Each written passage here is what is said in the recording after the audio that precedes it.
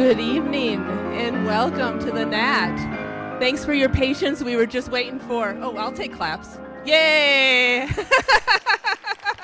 Thank you, Allison, for starting us off. Sorry we're starting a little bit late, just with the rain, and we know people struggle with the rain in San Diego, so we wanted to let as many folks in as possible because we want to honor Phil with the biggest crowd we can. So welcome. So, sorry, I should start off. I'm Ewan Bates. I'm the VP of Philanthropy and Engagement here at the Nat, and it really is a genuine pleasure to welcome you all here tonight. Yay. More claps. We live, and you all know this, but I'm going to say it out loud because it's good to remind us, we live in an extraordinary place. You might even know that San Diego is the most biologically diverse county in the contiguous United States. Our county's astounding biodiversity is in large thanks to the Kumeyaay people, the original stewards of this land, who since time immemorial have cared after the region we call home today. Our museum has been a force for nature for nearly 152 years. That legacy is something we're proud of. I'll give it to me, yeah. And we're excited to continue building it through the work we're doing today and in the years to come.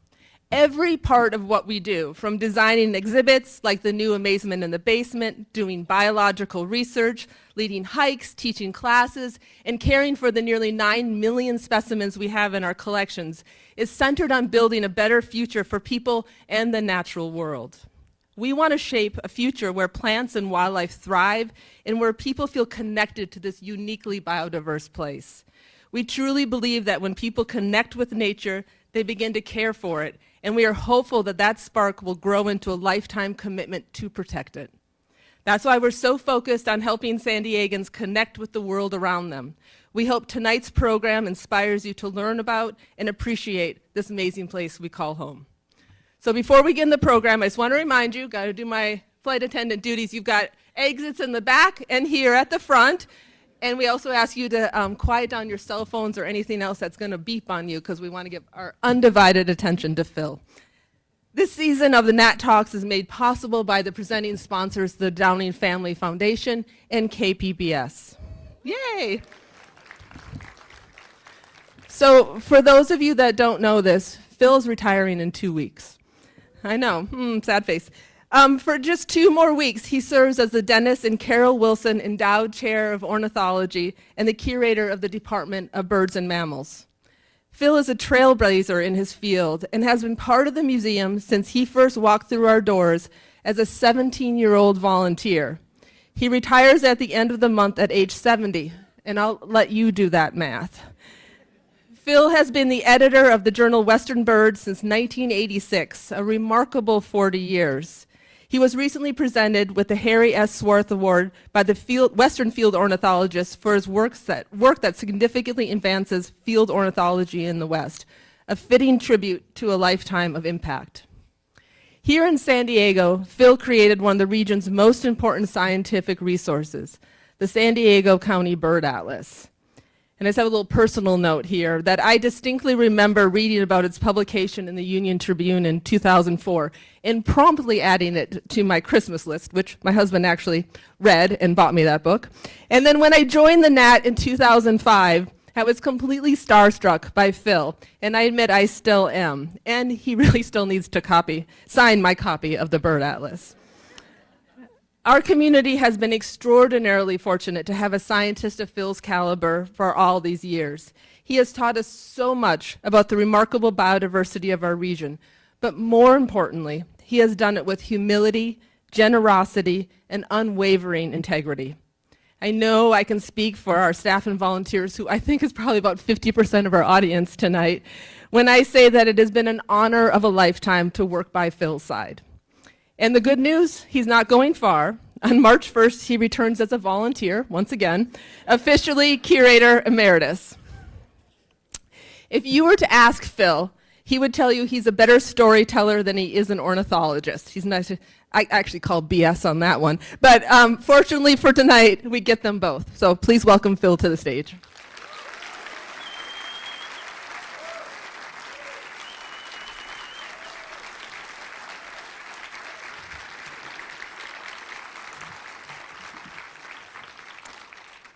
Well, thank you so much for that kind Welcome. Do I get the clicker? Maybe, Brian.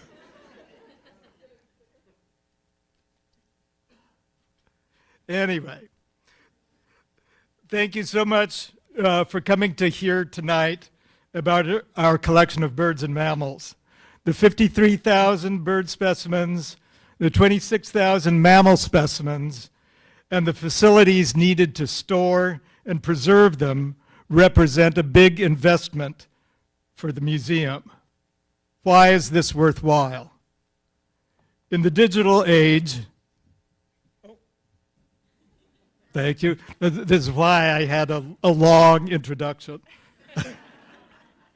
In the digital age, can we just use AI to identify our birds?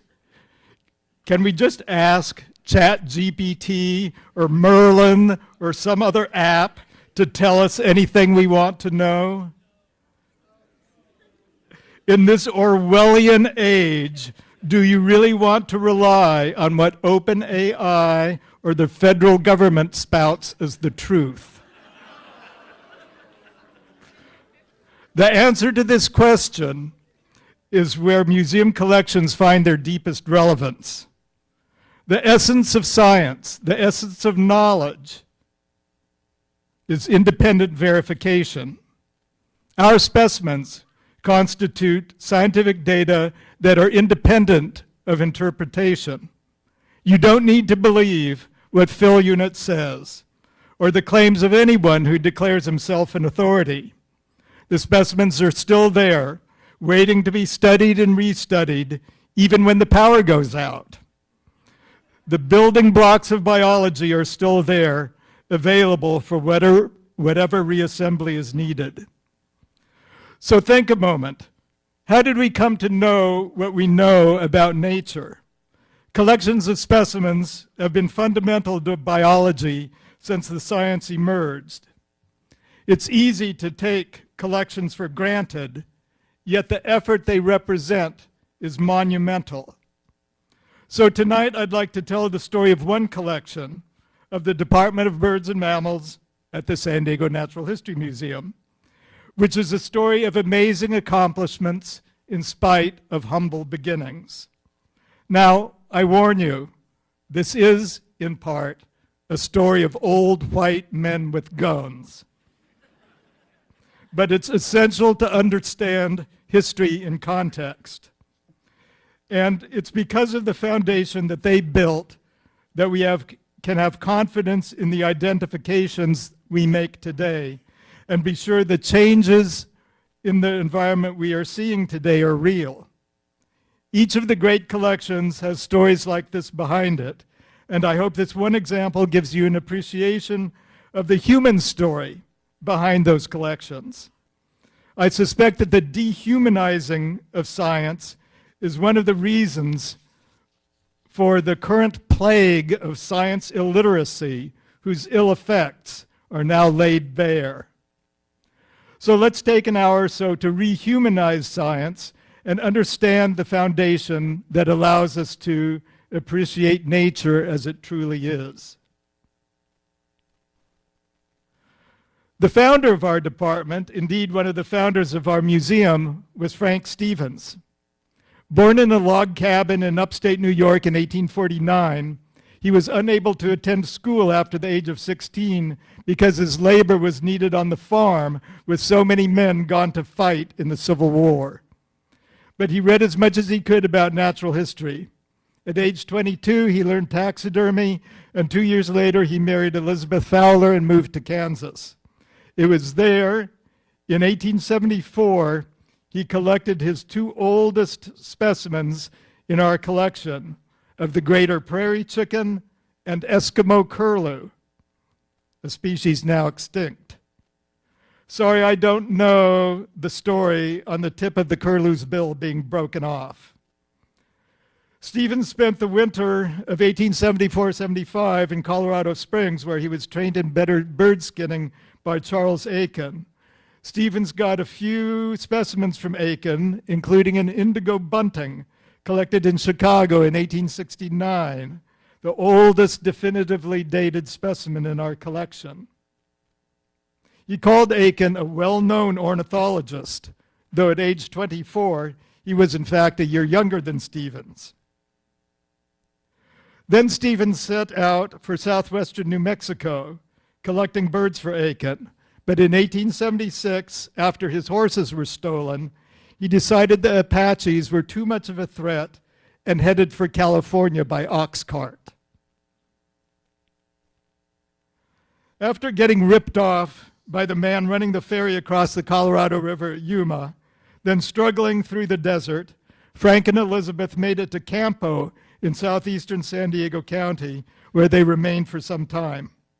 It was at Campo where Stevens made his first notable discovery in California in March 1877, the gray vireo. He published his report of this new species for the state the next year, and the first theme linking our department's current work with our past was set.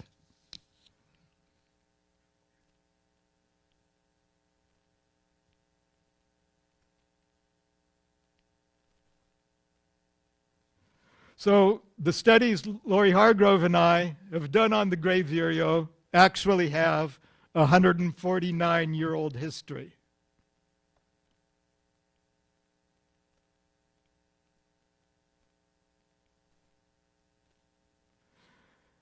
After Campo, Frank and Elizabeth moved to San Diego, then to Riverside, then to Los Angeles County. But in 1880, stories of bonanzas lured them back to southeastern Arizona, where they had a cabin in the Chiricahua Mountains. On the 16th of January, 1881, Frank went out to chop wood, but saw 2 turkeys and shot them. Hearing the shots, Elizabeth rushed out in fear that Frank had been killed. Frank thought it was a big joke on Elizabeth and tasked her with carrying the turkeys back to their cabin. One of them is now catalog number 3 in our collection. The native population of the turkey was extirpated from southeastern Arizona in the early 1900s. Stevens' specimen is among the few of it ever prepared, so it has been studied intensively, including sampling for genetic sequencing to help guide restoration of the turkey in Arizona. Though they returned to California, to San Bernardino, in the summer of 1881, Frank was constantly on the move, collecting, mainly for private sponsors or government agencies. In August of 1884, with botanist Cyrus Pringle, he made another trip through southeastern Arizona and crossed Sonora down to the Gulf of California. Stevens was collecting for another prominent early ornithologist, William Brewster of Boston, but from this trip he retained about 25 specimens still in our collection. The leading discovery on this trip was the masked bobwhite, which Brewster described as a new species. Shortly thereafter, Stevens himself published an account of their arduous trip, challenged by both lack of drinking water and flash floods. With the subsequent overgrazing of its limited range in Arizona and Sonora, the population of the masked bobwhite collapsed. It is extirpated in the wild in Arizona and probably in Sonora, where last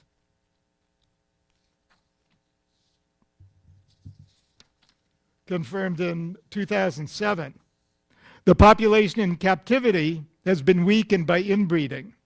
Kevin Clark, our Director of Bioservices and at least interim Vice President for Science at the museum, is a leading expert on the masked bobwhite, having analyzed the many mistakes that have hobbled its restoration. Also in 1884, Stevens published on a bird whose habits were still essentially unknown, LeConte's thrasher.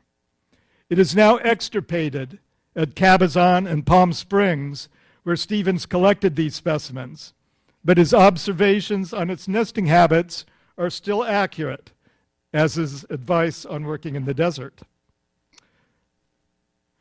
Just as Stevens described, we too found LeConte's thrashers nesting principally in cholla, All these choias conceal LeConte's thrasher nests. So we loop back again to our recent work. Our surveys in 2019 reinforced the link between bird and cactus and reveal that the thrasher's disappearance from the Coachella Valley is not due only to urbanization, but to the years of drought that have been so severe that they killed even the cholla.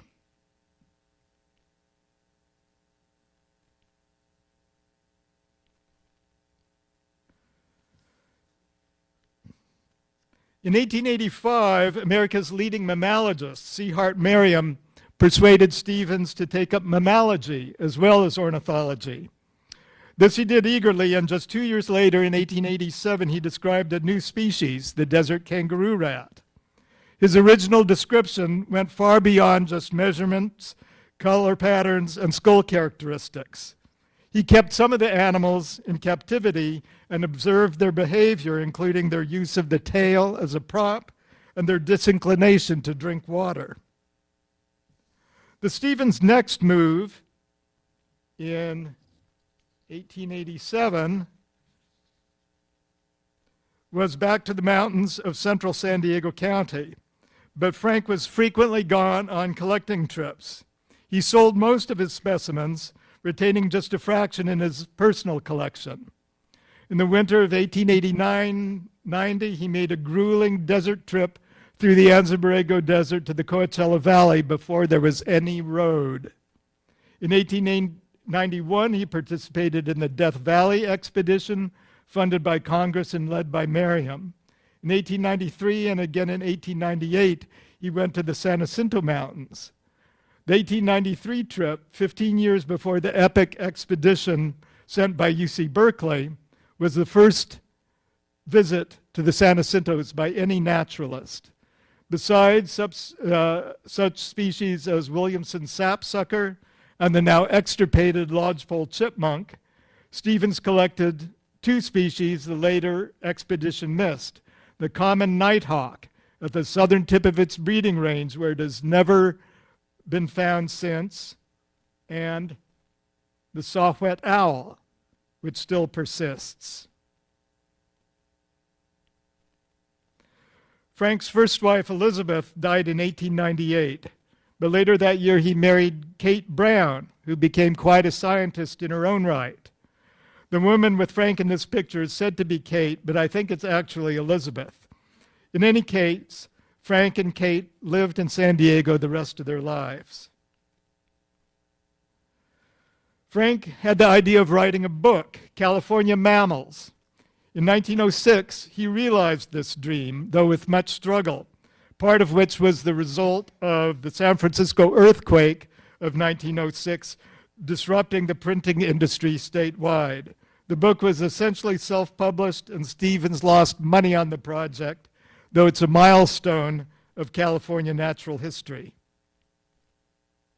Another major expedition in which Stevens participated was the Colorado River expedition of 1910, led by Joseph Grinnell of UC Berkeley's Museum of Vertebrate Zoology. This almost ended in disaster with a wreck of the boat on the 11th of March, but they saved their specimens, which you may see in some of those boxes, and they are still in UC Berkeley.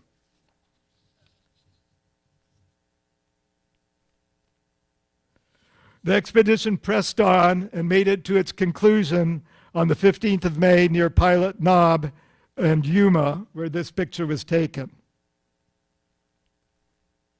Grinnell published the results of the Colorado River expedition in 1914, the first intensive study of the biology of that critical area. Back in San Diego, Frank and Kate became the first employees of the San Diego Society of Natural History and went to work creating a museum. They opened the first exhibits in a room in the new Hotel Cecil in 1912. Then the exposition of 1916 left buildings in Balboa Park, to which the nascent museum then moved. Research and publications were fundamental to the Stevens goals for the new museum, And in 1919, Frank published the first annotated list of San Diego County's birds, followed in 1921 by lists of the mammals and herps. But the growth of the museum and its multiple goals were exceeding Frank's capabilities. So in 1921, at age 72, he cut back and assumed a role as curator emeritus. In his later years, he spent much time collecting at his ranch in Mason Valley on the edge of the Ansbrego Desert, or, as Stevens called it, La Puerta Valley, because he refused to use a name that commemorated a man who beat his wife.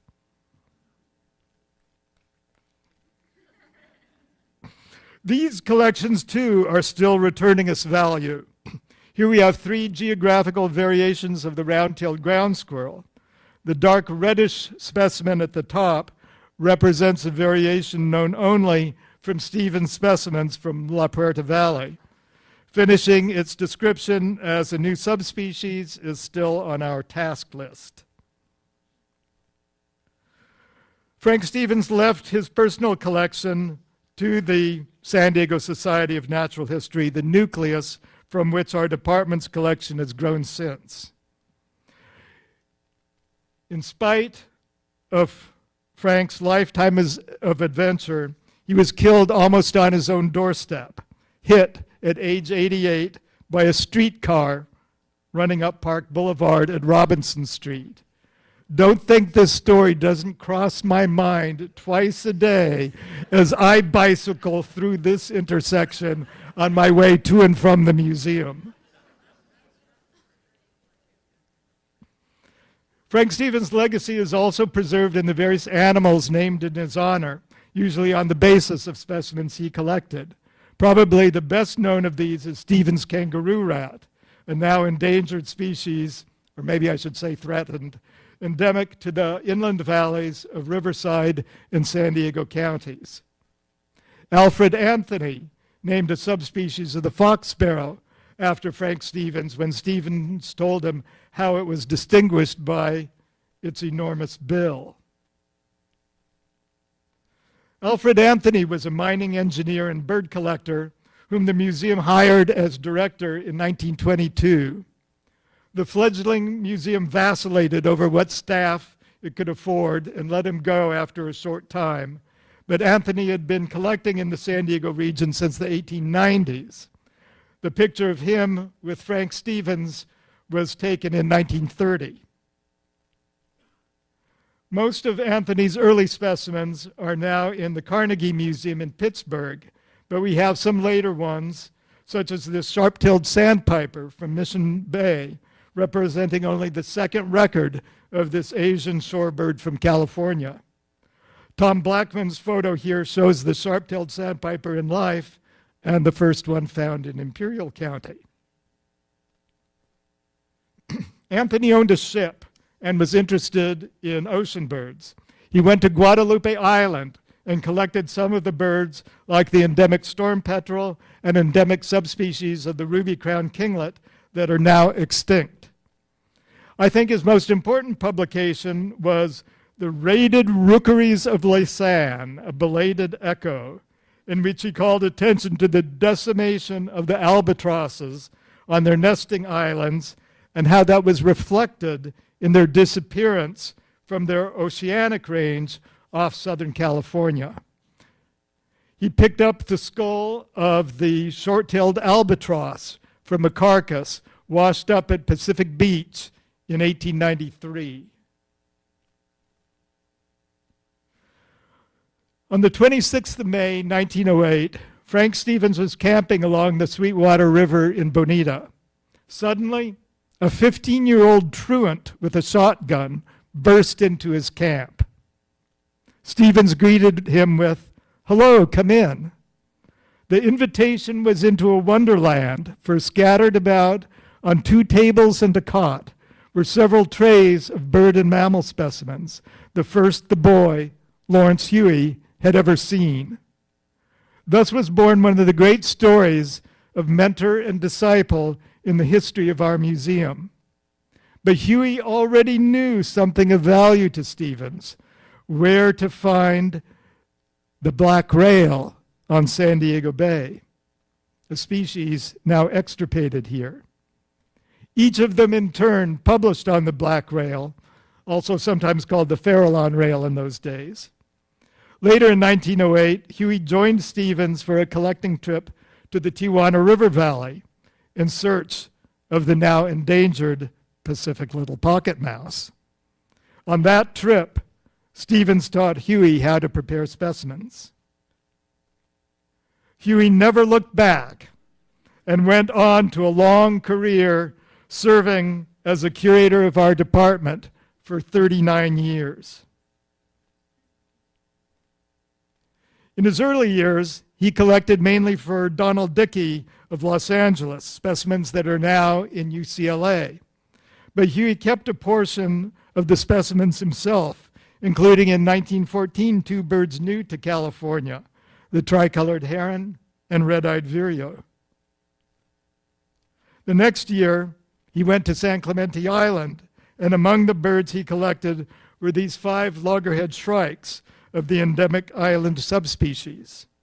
In the 1990s, with the shrike seriously endangered, Nick Mundy, working on his dissertation at UCSD, wanted to sample them for a genetic study.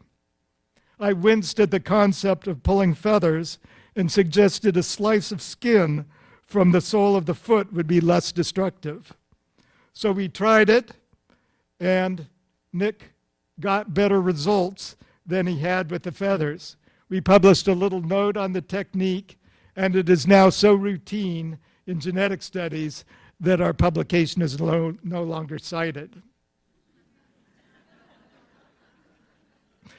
Here's Lawrence Huey on the right, taking a break from specimen preparation with Jose Gallegos, a Mexican scientist with whom Huey worked repeatedly, and Lorenzo Cook, one of the new museum's young volunteers. On many of his collecting trips, Huey was accompanied by May Canfield. She's prominent in our collection, responsible for over 2,000 specimens. The story handed down to us is that she was the first woman to drive a motor vehicle into central Baja California. In the left picture, Huey and Canfield are with Jose Gallegos along the lower Colorado River. I don't know where the other was taken. Huey called Canfield Aunt May, and she's variously called Huey's foster mother or adopted aunt. But their true relationship is murky. Our former librarian, Carol Barcy, told me that May Canfield forbade Huey to get married as long as she was alive. At some point, she had a health crisis that left her disabled. In the 1940 census record, I spied, she is listed as living with Huey, and her relationship is specified as mother. The one thing that's certain is that May Canfield was a pioneering woman naturalist. Here are specimens from one notable day Huey and Canfield spent together on the outskirts of San Diego, encountering ample numbers of sage thrashers and brewer sparrows in an area now overrun with urban sprawl and no longer suitable for these sagebrush specialists. Here's one of the classic pictures of Huey working in the field with a tray of just a few kangaroo rats. I doubt if any contemporary mammalogist knew the kangaroo rats as well as Huey did. Here's a priceless photo with Stevens, Huey, Anthony, and Sam Harder together in the field at San Felipe. I don't know a lot about Sam Harder, but he was one of Huey's disciples who contributed substantially, especially during Huey's expeditions to the lower Colorado River. Lawrence Huey is the single largest contributor to our bird and mammal collection. Not only that, he himself made the specimen cases you see in this picture, the cases we used for so many decades. In the fall of 1946, he documented what he called a flash invasion of the Mexican long-tongued bat, our only nectar-feeding bat. That year, many people called the museum, reporting this strange bat in their garages or other buildings. And Huey verified that these were long-tongued bats, an eruption that has not been paralleled since. One of the most important areas where Huey worked was along the lower Colorado River. Stevens and Grinnell got a 3-month snapshot, but Huey went back year after year at all seasons, giving us our best understanding of the wildlife of the lower Colorado before everything was changed with the building of the dams. Some species, like the beaver and the partially red-shafted population of the gilded flicker, have been extirpated. The yellow-billed cuckoo was decimated, but it is now the object of efforts at restoration. Our specimens from the lower Colorado River have been sampled for a genetic study. Rare birds found included some new to California, such as the chimney swift and Cape May warbler. I wish I knew the story on the shooting of that chimney swift. One of Huey's major projects was an intensive survey of Organ Pipe Cactus National Monument, comprising 3 trips totaling 90 days in 1939. The pond at Quito Baquito was one of the few sites in the U.S. for the least grebe. Huey's study would be an invaluable basis for comparison with current conditions and the disruption wrought by the border wall. But Huey's greatest accomplishment was his decades of work in Baja California. All 3 of these animals, the Sangre de Cristo subspecies of the California vole, the Valle de Trinidad subspecies of the round-tailed ground squirrel, and the San Quintin kangaroo rat, are mammals that Huey discovered and described. They are all 3 relevant to studies that our curator of mammals, Scott Tremore, and his collaborators have been working on. In 2020, they published on the precarious status of the California vole in Baja. Subspecies Grinnelli survives at only 2 sites. When Huey died in 1963, he left a monograph on the mammals of Baja California nearly completed. The following year, the museum published it, the culmination of Huey's career. Another particularly fitting memorial to Lawrence Huey is the name of the exquisite subspecies of the porwheel, endemic to the lower Colorado River Valley, bestowed by Donald Dickey. It's very small and pale and even more finely patterned than the 2 subspecies of the porwheel found elsewhere in California.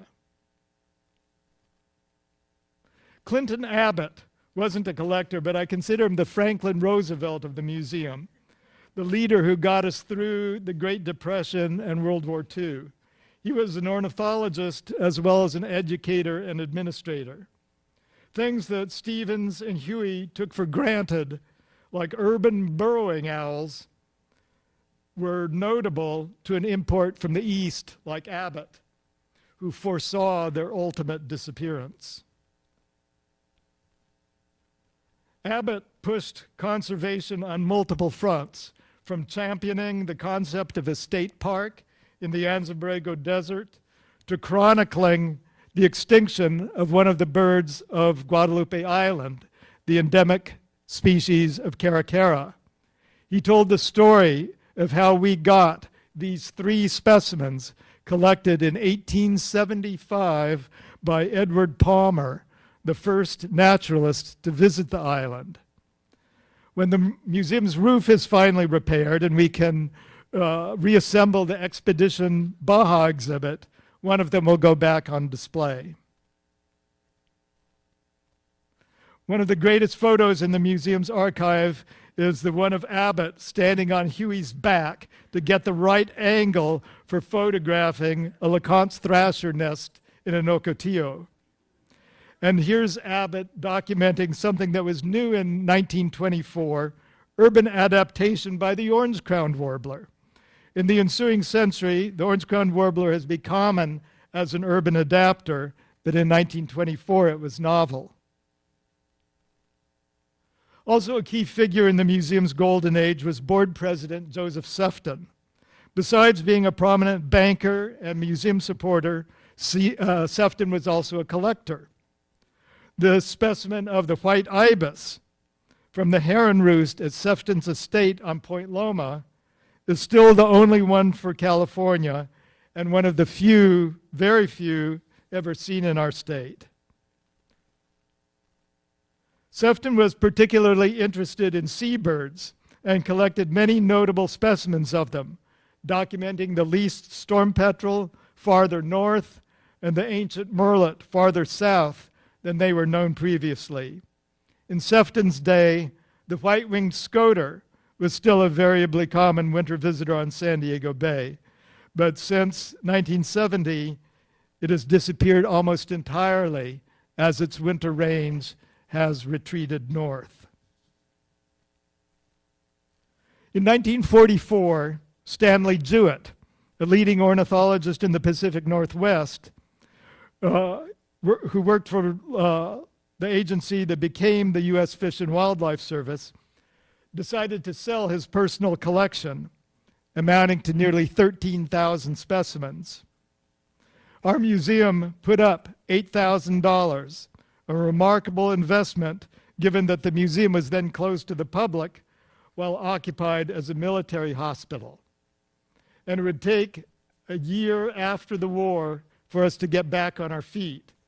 But as a result, we have the largest collection of Oregon birds in existence. Among the species of which we received an important collection from the Jewett was the marbled murrelet. Our specimens have been sampled for one of the pioneering studies quantifying the ratios of stable isotopes and confirmed the murrelet has had to shift from a diet of fish to less nutritious krill, another serious threat.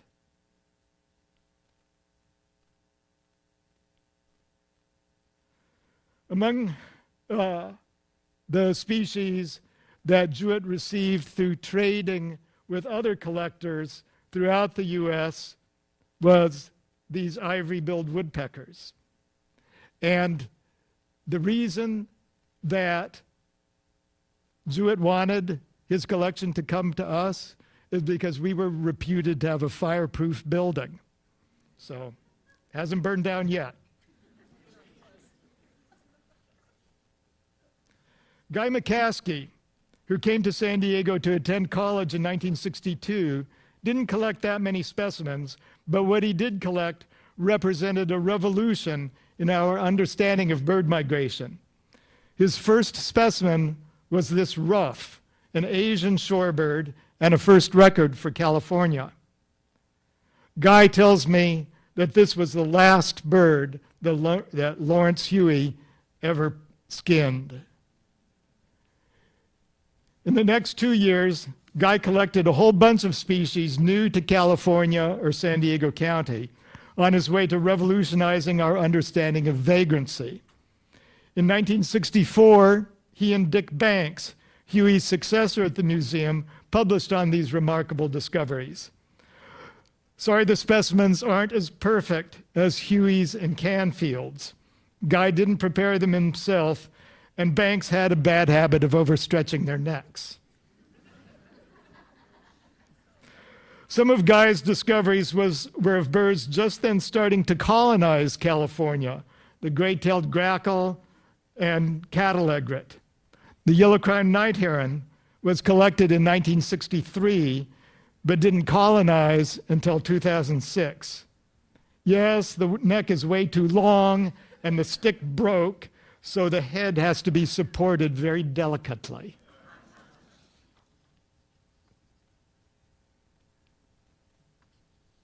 The area of greatest lifelong interest to Guy has been the Salton Sea.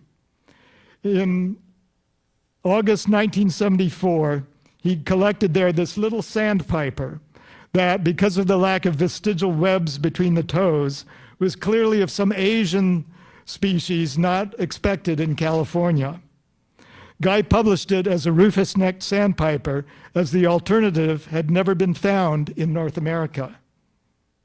But birders were uneasy, and even a reanalysis of the specimen in the 1990s wasn't conclusive. Finally, a genetic study gave strong evidence that it was actually a little stint. This story is one of our great examples of the value of having a specimen that can be studied repeatedly by new techniques and maybe tell a story different from the one originally attached to it. Dick Banks was the curator of our department from 1962 to 66 when he went off to the Smithsonian. With a doctorate from Berkeley, he was our first curator with formal training. Banks participated in the museum's multidisciplinary Belvedere expedition to the islands of the Gulf of California, where he captured the fishing bat he's posing with in this picture. He made several trips to Cerralvo Island in the Gulf east of La Paz, described 3 new subspecies from there, and published a summary of its birds. Here in San Diego County, his most important contributions were surveys of the rodents and bats of the Anza-Borrego Desert. These reports aren't published, but we have copies in our library, and they're critical to our understanding of the distributions of these groups of mammals.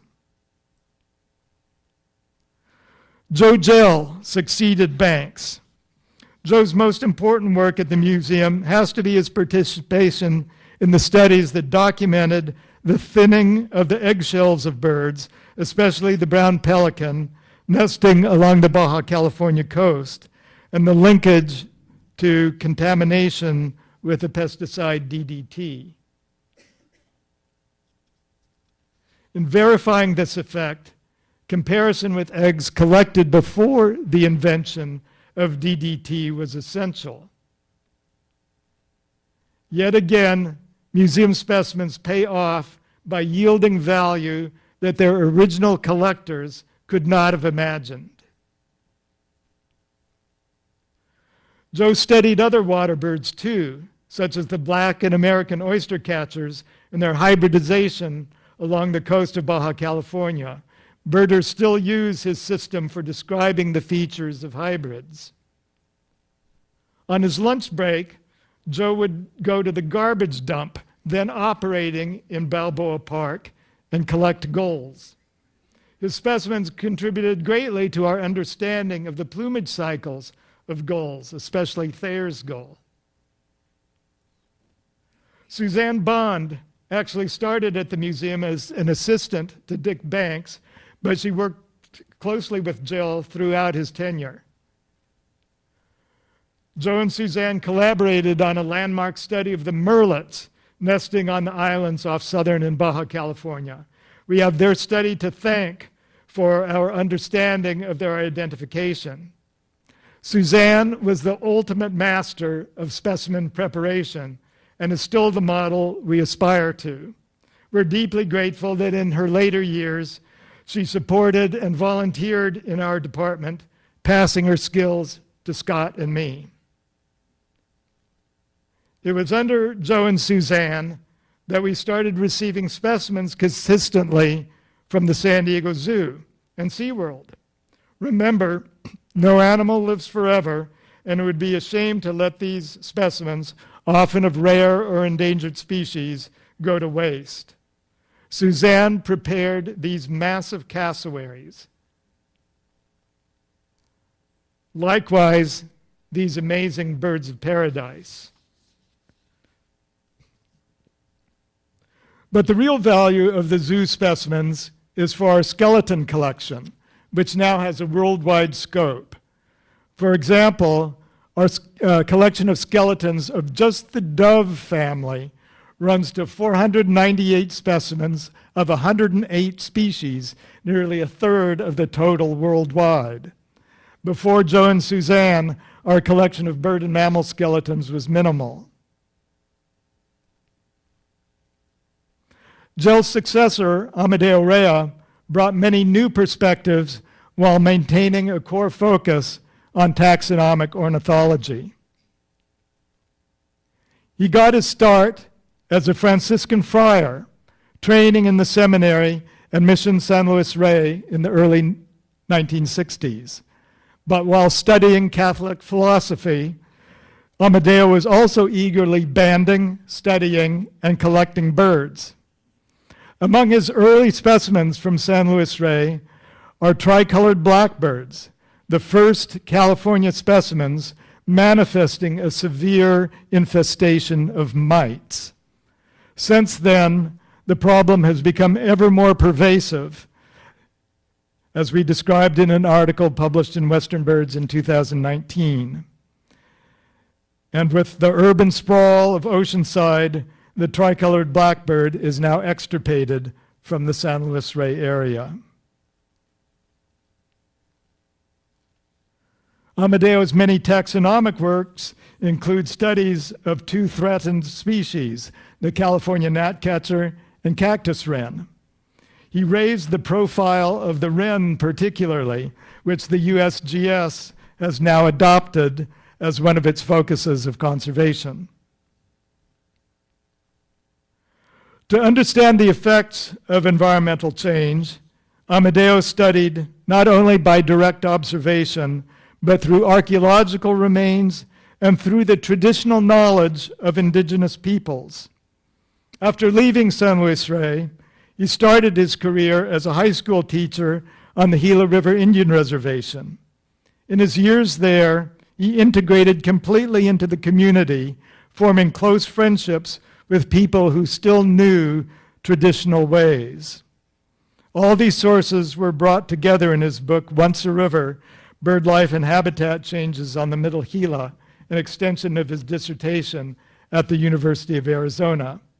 Such an interdisciplinary study is cool today, but it was pioneering in the 1960s and 70s. Amadeo was a founder of the discipline of ethnobiology, and his colleagues in that field recognized his many accomplishments with a Festschrift published in 2012. Amadeo was even more interested in birds' skeletons than in their external features. It gets interesting once you get their clothes off, he is fond of saying.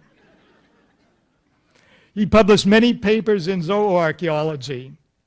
The most sensational concerns a site in Peru where bones of two black vultures were found with human skeletons.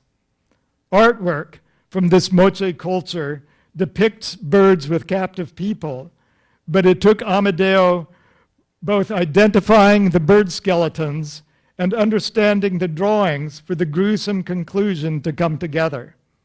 The vultures were used as instruments of torture of the human victims, then sacrificed themselves.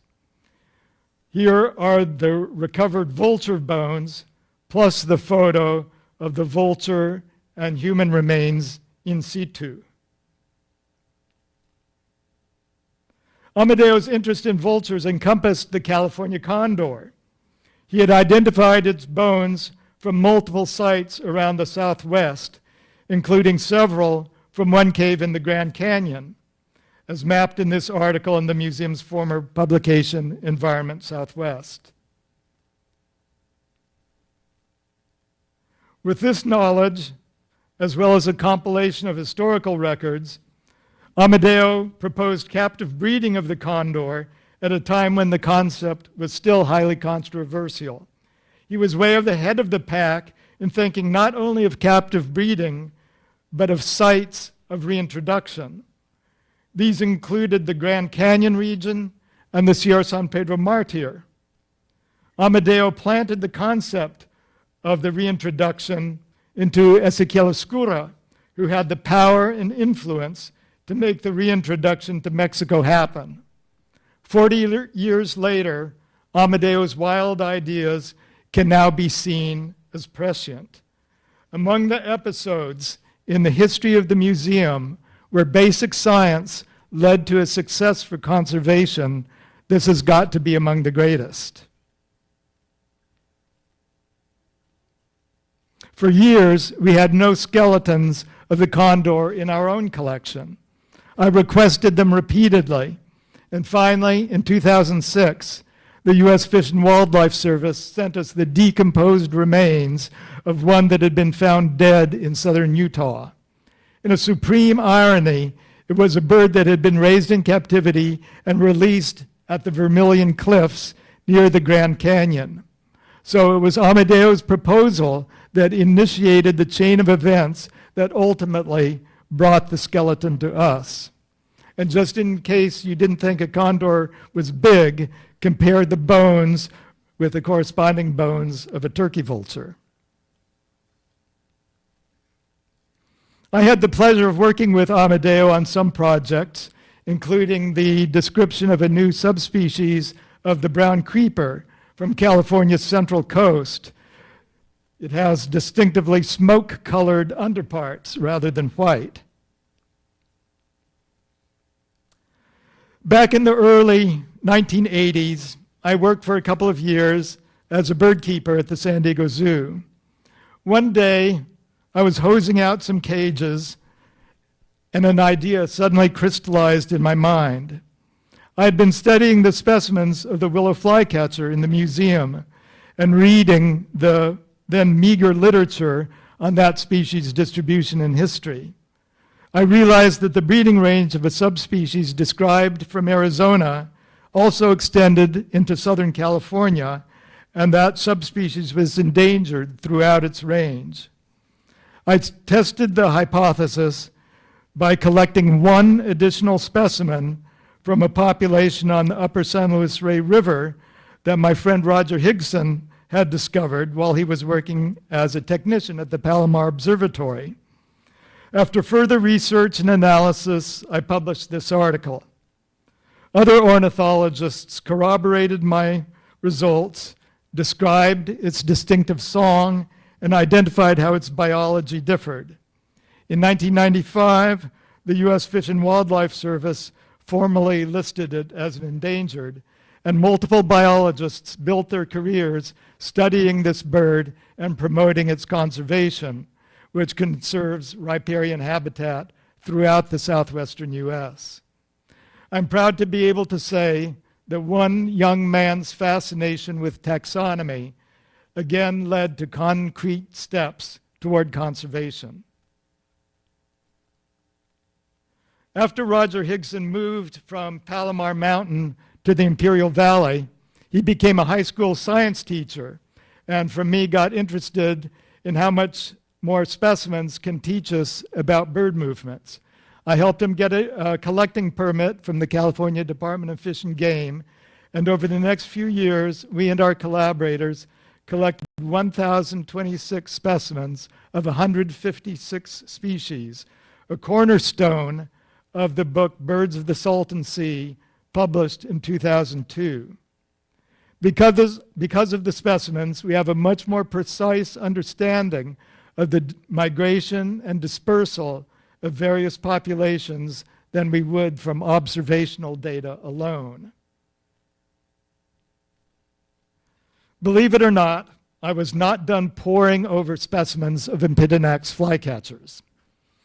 I studied specimens from throughout the ranges of the alder and willow flycatchers to try to localize the winter range of the endangered subspecies of the willow flycatcher.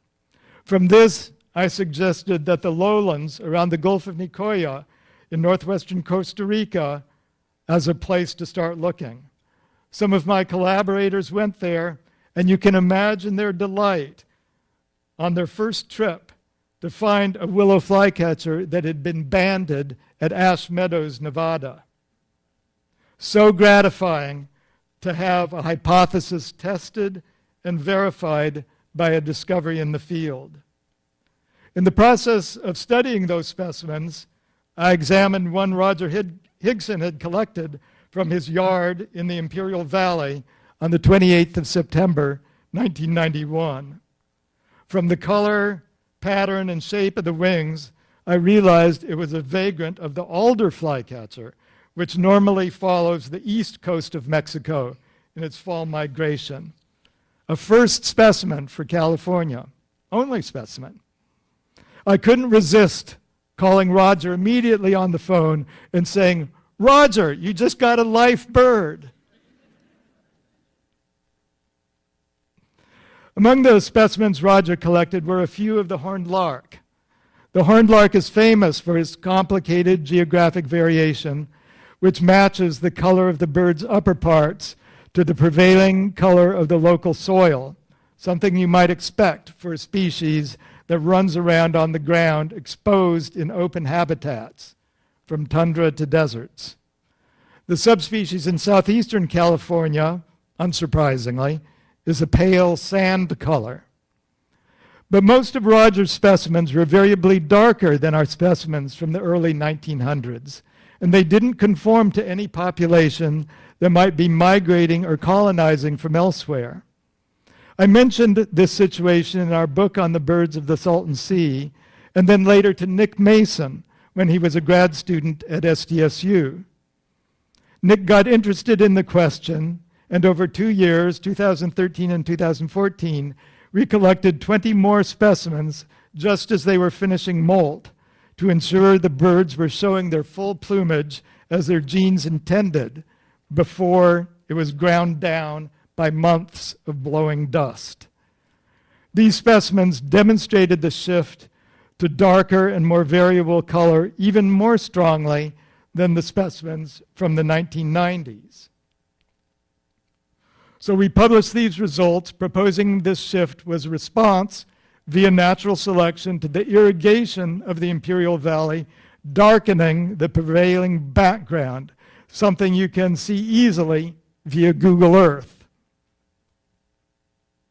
This is the first example reported among birds of plumage color changing by an evolutionary process in historic time, a bird example to parallel the famous shift in the color of the pepper moth in England during the Industrial Revolution. One day in 2006, Kurt Leusner, a professor at the College of the Desert and past president of Western Field Ornithologists, paid us a visit to check out our lab. We talked about a variety of questions related to Southern California bird distribution, and I asked if he was familiar with the publication of the UC Berkeley expedition to the San Jacinto Mountains in 1908. We went to our library, pulled the volume off the shelf, and opened it up. At that moment, I realized the centennial of that expedition was only 2 years away. How cool would it be to replicate that expedition to a mountain range that ornithologists had largely neglected in the following century? I was never going to be able to participate in an expedition of discovery to some faraway land teeming with undescribed birds. But an expedition to Riverside County, the next best thing. We got Berkeley's blessing to parallel similar resurveys it was doing in Northern California. So for the next 2 years, Lori Hargrove, Scott Tremore, and I laid the groundwork. And on the 100th anniversary of Grinnell and Swarth arriving in Garner Valley, Lori and I were there too. With all our other work and obligations, we couldn't devote a full season to the project as Grinnell and Swarth did, but over the next 6 years, we revisited all 20 of their campsites 3 times. In the process, we collected 643 specimens consisting of 56 species of mammals and 1,012 specimens of birds representing 136 species. Every kind of change you can imagine was exemplified by some species or another. The sharp-shinned hawk, flying squirrel, and lodgepole chipmunk were extirpated, but the white-winged dove, rufous ground sparrow, and unfortunately the brown-headed cowbird are among the new colonists. The southward spread of the American robin and hermit thrush, among others, make us think about why some species are running counter to predictions on the basis of the warming climate. The spread of Nuttall's woodpecker and Scott's oriole into new habitats make us think about supposedly rigid habitat requirements evolving faster than biologists' understanding of them. The discoveries led in so many directions, we were soon overwhelmed with spin-off projects. In June of 2024, I stopped by the U.S. Fish and Wildlife Service office in Palm Springs to pick up a specimen of a black swift that had been killed at a solar facility. Biologist Peter Sonsenbacher gave me not only the swift, but 102 bags of bird remains he had recovered from the bottom of PVC pipes that had been used to mark mine claims now abandoned in the Mojave Desert. Uncapped vertical pipes are a well-known source of needless bird mortality, but this set gave us the opportunity to study the issue more thoroughly than any previous publication.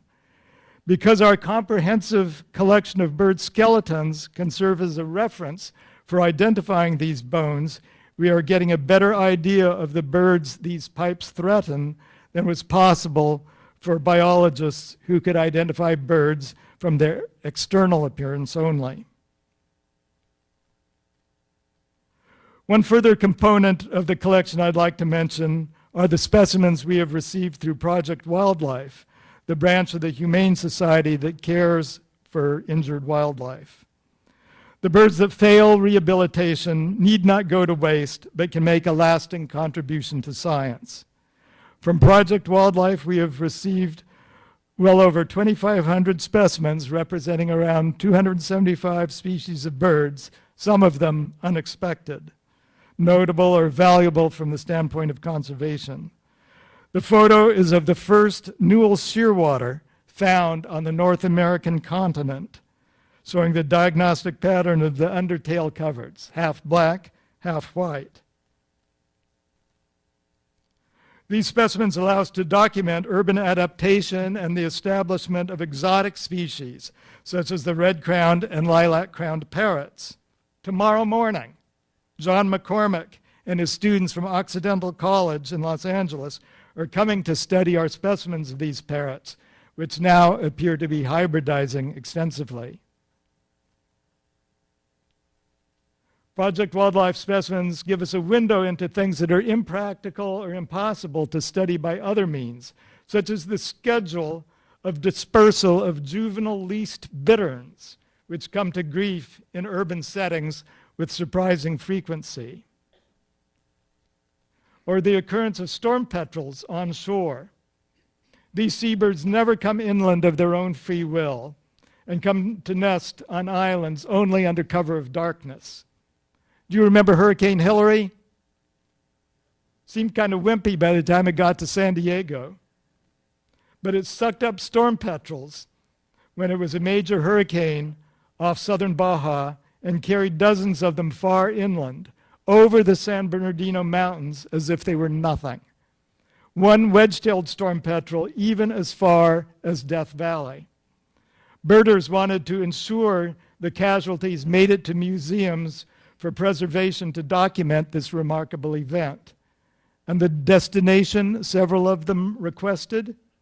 The San Diego Natural History Museum, because of our reputation as a collection where the specimen's value would be understood and the staff has the skills to preserve them properly. So, we take pride in being a vibrant, active collection, which is unfortunately not the case with all major bird collections. Just a couple of weeks ago, Helen and Noel Snyder contacted me about our serving as a repository for some notable bird specimens they had encountered. Helen and Noel Snyder are really big names in bird conservation, being two of the folks most instrumental in saving the California condor. They drove all the way from southeastern Arizona to deliver us these specimens of the goshawk and greyhawk, knowing that no collection in the entire state of Arizona is currently preparing birds. It's a reminder of how precarious such resources can be. So I hope I've helped deepen your appreciation for the value of museum collections and how science exists only because individual people like you and me commit ourselves to it. Thank you.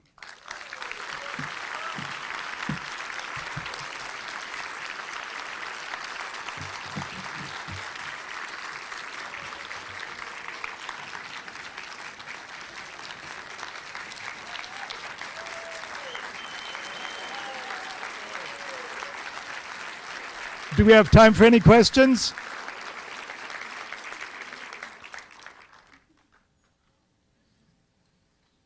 Any questions? Anything you want to talk about? I have a question about green jays moving up north and hybridizing with blue jays. The question about the hybridization of the green jay and the blue jay is reported in southern Texas. Yes, yes. Do you think there's a possibility that there could be more out there in nature, not just the one that they spotted? Well, if one was spotted, then there's certainly a possibility of others. It's my understanding, Texas is kind of way over my horizon, but their ranges just barely touch. So that's the kind of situation where hybridization may happen, where just a small number of one species encounters a small number of another. We had a situation when we were doing our studies of the effects of the fires, where the Cuyamaca Mountains were basically totally burned. And the chaparral replaced the forest. And one of the species that moved in large numbers was the black-chinned sparrow, and also a few brewer sparrows, which had not been known to nest in San Diego County at all until our work on the bird atlas. And you found one, Lori, and I found one, hybrids of those two species. So in an environment that is suddenly changed or novel, or the urban environment that basically novel environment, these two parrots from the opposite coasts of Mexico that never contact each other normally, then are now coming into contact, and who knows what evolutionary trajectory they will take.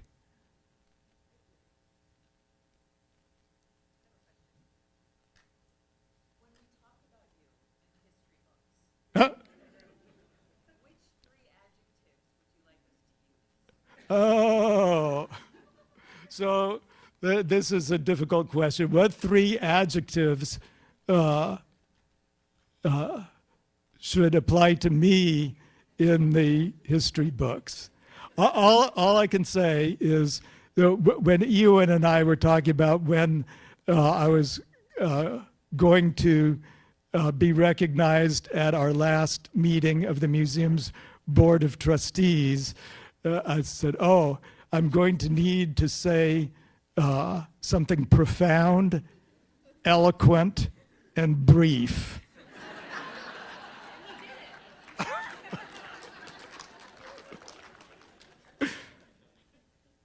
one of your favorite days or memories here at the museum? Oh, favorite days or memories here at the museum. I may need Lori or Scott to pipe up with some of those stories. In the lab, I think of, when Linda King, who has been our liaison with Project Wildlife for many years, brings me a bag of specimens. She likes to surprise me with something unexpected. And and what was it, year and a half ago, there was a yellow-green vireo. But when she was taking it out of the freezer at Project Wildlife, she accidentally broke the head off. So she came so apologetic, and I had to, of course, put on a happy face, but I skinned that vireo head like a little hood and then put it back on.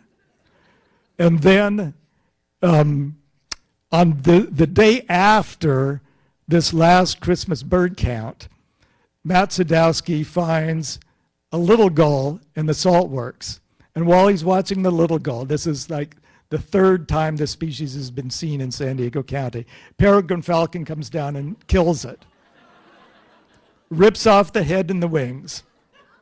After the falcon is done eating, Matt goes and picks up the remains. So now I am experienced with just skinning bird heads.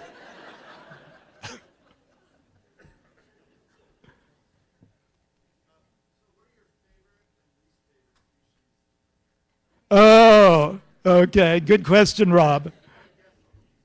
Okay. The question is my favorite and least favorite specimens to prepare. I'm still not enthusiastic about preparing a calliope hummingbird, even though I've done it. Doves, and for some reason, especially the mourning dove. So, but Leah and I say to each other, fear no dove.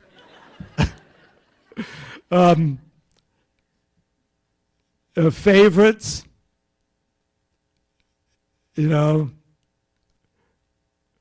whatever unexpected thing comes in, even if it's a little gull with a head ripped off.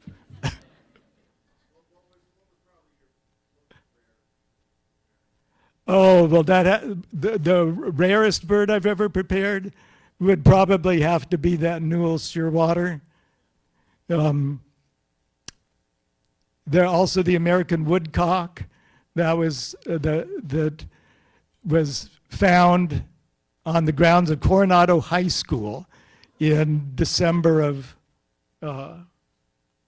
1 year ago, and that's the first specimen of that for California.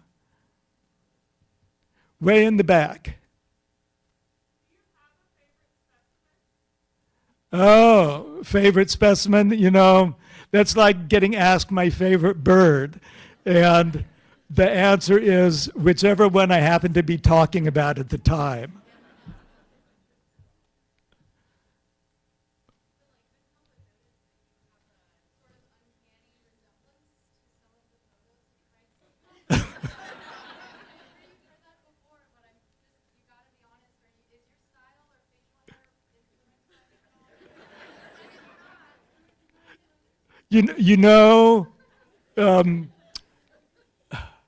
I do gravitate toward the style of that age, shall we say. Someday I'll have to show you a picture of Edgar Mearns. He was an ornithologist from the Smithsonian who did an epic expedition in the 1890s along the border.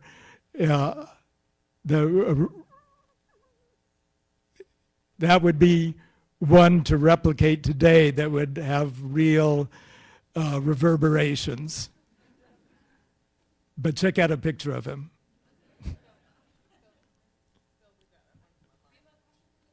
Yes. Oh, key points that directed the flow of my career. Yikes.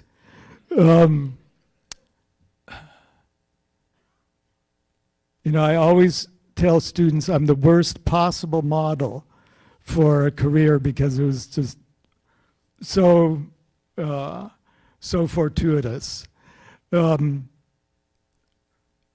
because I would have been perfectly happy working as Amadeo's assistant indefinitely. But the concept of the bird atlas and getting the museum support to undertake that project, because that has reverberated not just with birds but with other groups of organisms here at the museum. And that day that Kurt Leuschner and I looked at Grinnell and Swarth's publication on the wildlife of the San Jacinto Mountains. And I'm sure I'm forgetting some things that are more important, and I know I have a lot of old friends in the audience here that can say, but Phil remembered this.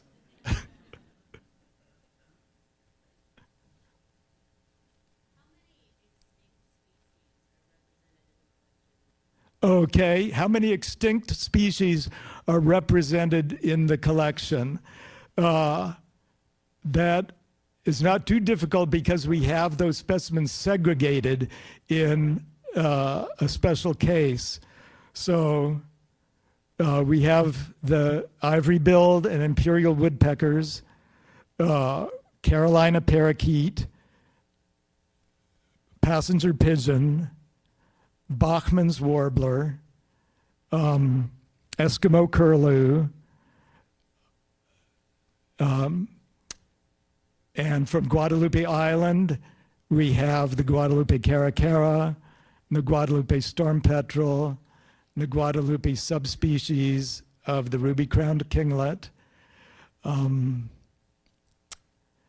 the dusky seaside sparrow, and the subspecies or species of the house finch from the San Benito Islands.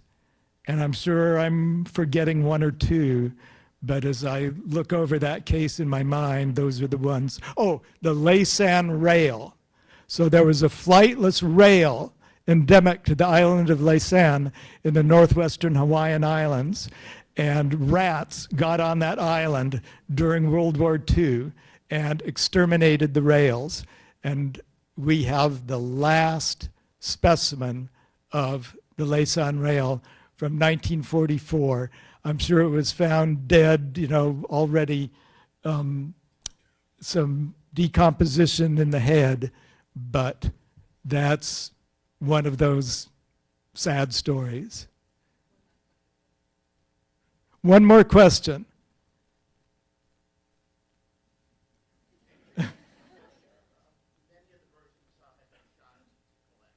Yes.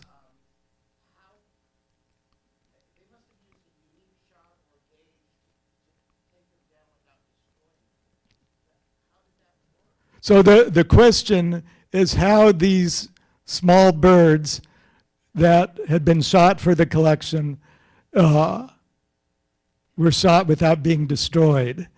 And the trick is that you use very small pellets in your shot.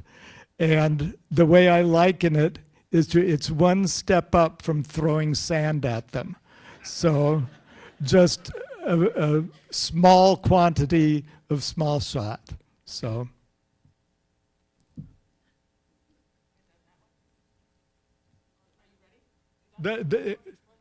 One more.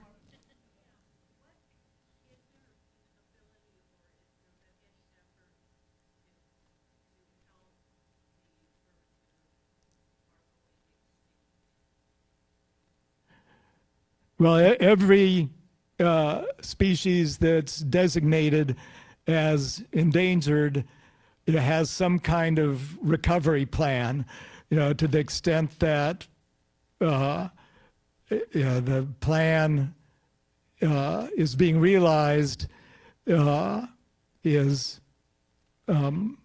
variable. Some species, like the willow flycatcher, are continuing to decline, in spite of the efforts that have been devoted to them, but every species needs its unique plan. Okay, very last.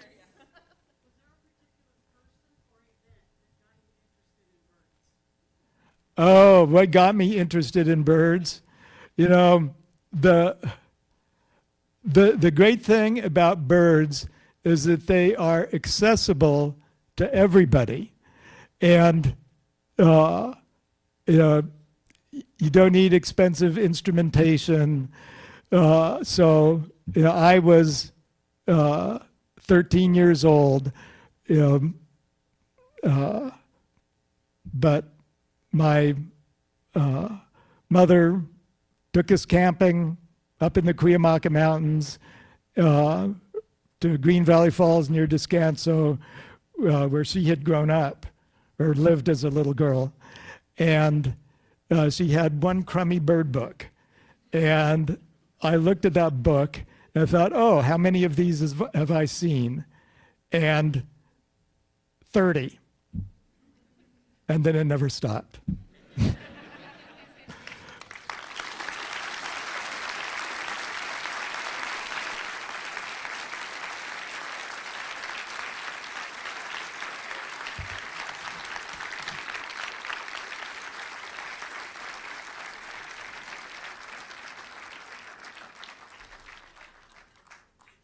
Can't beat that, but just a great reminder of, if you notice, Phil's slides didn't have a photo of himself up there along with the other curators, but just how one single person can make such an influence and make such an impact.